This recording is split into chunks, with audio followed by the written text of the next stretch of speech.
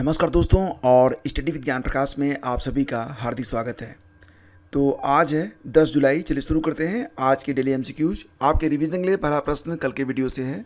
प्रश्न है कि हाल ही में एनसीपीसीआर ने किस राज्य में अवरक खादानों को बाल श्रम मुक्त घोषित किया है। तो इसका उत्तर कल मैंने आपको बताया था और अब आपको नीचे कमेंट बॉक्स में इसका आंसर लिखना है। चलिए शुरू करते हैं, यानी कि आज 10 जुलाई की करंट अफेयर। पहला क्वेश्चन है, जुलाई 2024 में प्रधानमंत्री मोदी ने किन दो देशों की एक साथ यात्रा की है। तो फ्रेंड्स, हाल ही में 8 जुलाई को प्रधानमंत्री मोदी अपनी 3 दिवसीय यात्रा पर निकले हैं और ये पहले जाएंगे रूस, उसके बाद जाएंगे ऑस्ट्रिया। यानी कि आपका यहाँ पर जो विकल्प है ए, ये बिल्कुल करेक्ट है। ऑप्शन ए बिल्कुल सही है। पीएम मोदी 3 दिन के रूस ऑस्ट्रिया दौरे पर 8 जुलाई को कहाँ पर पहुँचे? पहले मॉस्को, जहाँ पर रूस के प्रथम उप प्रधानमंत्री डेनिस मांतुरोव ने हवाई अड्डे पर उनका स्वागत किया है। अगला क्वेश्चन है, कृषि मंत्रालय द्वारा जारी रिपोर्ट के अनुसार धान की बुआई का रकबा चालू खरीफ सीजन 2024-25 में कितने प्रतिशत से बढ़ गया है। तो फ्रेंड्स, पिछले 10 दिनों से लगातार बारिश हो रही है, इसकी वजह से धान बुआई का जो क्षेत्रफल है उसमें बढ़ाव दर्ज किया गया है और ये जो बढ़ाव है ये 19.35% है, यानी कि विकल्प ए आपका करेक्ट है। जबकि वहीं पर दालों का जो बुआई क्षेत्र है वो भी बढ़ गया है। इस बार दालों के बुआई क्षेत्र में कुल 54.79% की वृद्धि दर्ज की गई है। तो फ्रेंड्स, याद रखिए कि धान 2024-25 में कुल 59.99 लाख हेक्टेयर, जबकि दाल 36.81 लाख हेक्टेयर क्षेत्रफल पर बोई जाएगी। और ये जो आंकड़े हैं ये खरीफ सीजन 2024-25 के लिए हैं। अगला क्वेश्चन है, हाल ही में विश्व किस्वाहिली भाषा दिवस कब मनाया गया।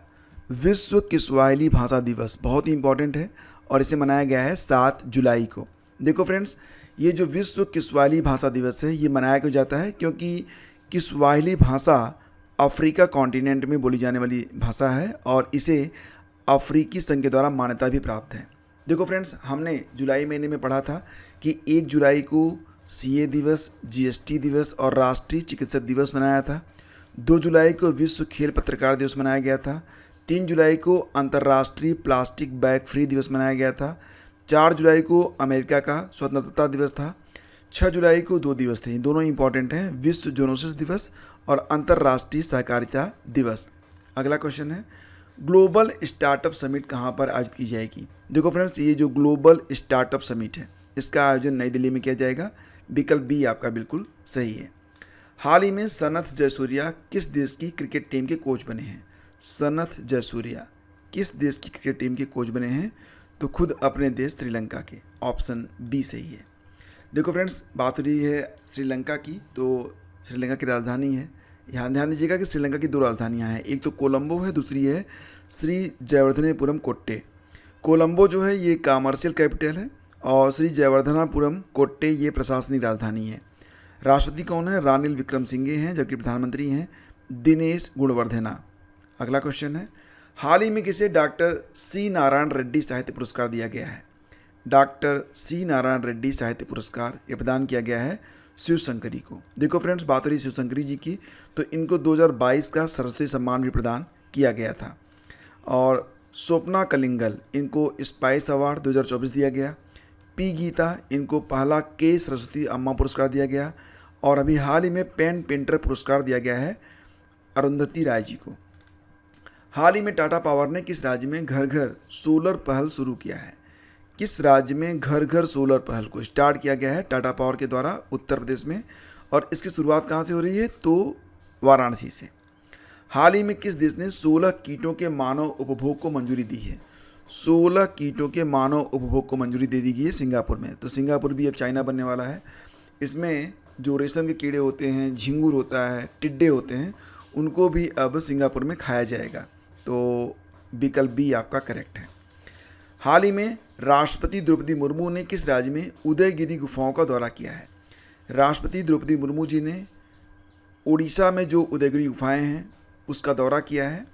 और उड़ीसा दिवस उत्कल दिवस के रूप में 1 अप्रैल को प्रतिवर्ष मनाया जाता है। आपको याद होगा काई चटनी, जिसके लिए उड़ीसा की चटनी है ये, जिसके लिए जीआई टैग दिया गया था। एक गुप्तेश्वर वन है उड़ीसा में जो कि जैव विविधता विरासत स्थल घोषित किया गया है। बात करेंगे उदयगिरी गुफाओं के बारे में, तो इन गुफाओं में भारत के कुछ प्राचीनतम हिंदू मंदिर और चित्र सुरक्षित हैं। इन गुफाओं में स्थित शिलालेखों के आधार पर यह स्पष्ट है कि ये गुफाएं गुप्त नरेशों द्वारा निर्मित कराई गई थी और उदयगिरी की ये गुफाएं भारत के सबसे महत्वपूर्ण पुरातात्विक स्थल हैं और भारतीय पुरातात्विक संरक्षण द्वारा संरक्षित हैं।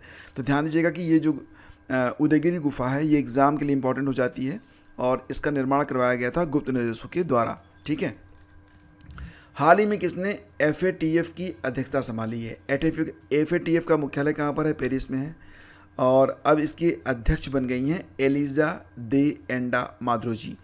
एग्ज़ाम में ये भी प्रश्न आ सकता है कि एलिसा दे एंड्रा माद्रोजी जो कि FATF अध्यक्ष हैं, उनका मूल देश कौन सा है, किस देश के निवासी हैं? तो ये मैक्सिको से है। ध्यान दीजिएगा, ये कहाँ से हैं? ये मैक्सिको से है। और याद रखिए कि 2023-24 में गुजरात का जो FDI है वो 55% से बढ़कर $7.3 बिलियन हो गया है। 2023-24 में सबसे ज़्यादा FDI महाराष्ट्र को मिला है। एलिवेट AI संचालित स्वास्थ्य बीमा योजना है, इसको शुरू किया गया है ICICI लाम्बार्ड के द्वारा। नेपाल सीमा पर मित्र वन स्थापित करेगा कौन? उत्तर प्रदेश स्थापित करेगा। ब्रिटिश ग्रैंड प्रिक्स 2024 को जीत लिया है लुइस हैमिल्टन ने।